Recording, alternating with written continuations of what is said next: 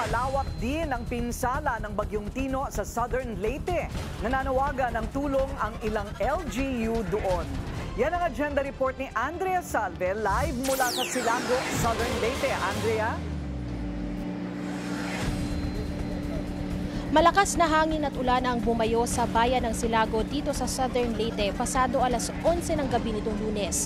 Yan ay bago maglandfall ang Bagyong Tino hating gabi ngayong Martes, November 4.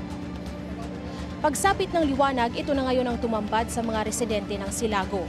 Mga nabuwal na puno, nagsitumbahang mga poste ng kuryente, bumagsak na lupa at ilang bahay na bumigay sa lakas ng unos. May kalsada ring nabalot ng putik.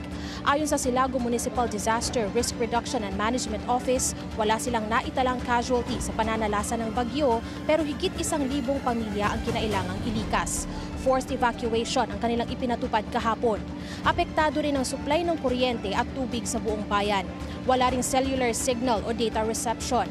Bagaman naiwan pa ang mga bakas ng bagyo dahil sa iba't ibang bagay gaya ng puno, electrical wire at debris na nakahambalang sa mga kalsada na dadaanan na ito ng mga sasakyang sinlaki ng van. Sa isang mensahe sa kanyang Facebook account, nanawagan si Silago Mayor Limuel Honor ng tulong. Anya ang bayan ay nasa survival mode sa ngayon. May kukumpara raw o matatawag na higit pa ang mga pinsalang idinulot ng Bagyong Tino sa mga bagyong Yolanda at Odette na dating nanalasa sa bayan. Kailangan daw nila ng pagkain at malinis na tubig, mga gamot, pansamantalang tirahan at iba pang first aid items. Para sa mga nais makipag-ugnayan, maaari lang magpadala ng mensahe sa official Facebook pages ng Silago MDRRMO at Silago Municipal Office. Samantala, kanselado na rin ang pasok sa lahat ng antas, public at private, simula bukas hanggang November 7 para bigyang daan ang pagsasaayos sa mga apektadong eskwelahan. Balik sa inyo.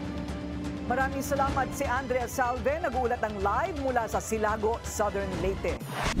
Manatiling nakatutok sa Bilyonaryo News Channel. Sumubaybay sa aming social media accounts at mag-subscribe sa aming YouTube channel para sa mga bago at eksklusibong balita.